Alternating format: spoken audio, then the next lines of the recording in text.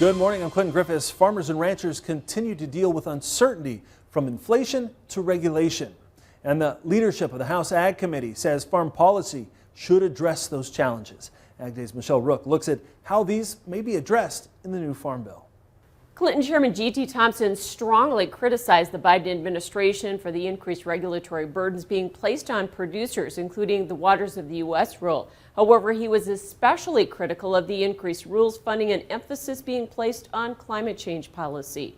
Thompson says American farmers are the most productive in the world, and they're already sustainable, especially compared to other major competitors around the globe. He says the push in the new Farm Bill for more climate-smart agricultural programs is unnecessary. China and Brazil, both countries with comparable agriculture production levels to the United States, have increased their agriculture emissions by 86% over the last 30 years, while the United States has achieved a net decrease in agriculture emissions during that same time. However, we have seen this administration attack American production agriculture and make it harder for American producers to deliver feed, fuel, and fiber to consumers across the globe.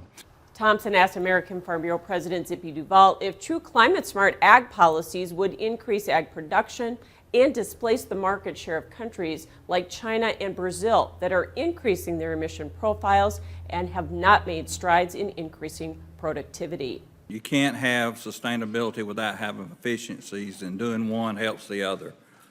We are farmers that, if you look over the last 3 decades, have done a tremendous job in the sustainability area, and we are doing more with less. As a matter of fact, to produce the same crop we produced last year, we would have had to have 100 million more acres cropped 30 years ago. Thompson says the overregulation doesn't stop at climate change and needs to be throttled back in all areas of government. And it's his goal to make sure it doesn't infiltrate the writing of the new Farm Bill either.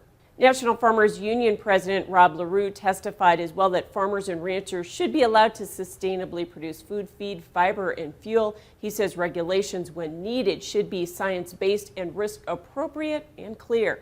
The hearing also looked at other challenges facing farmers, such as inflation, high input costs, and rising interest rates.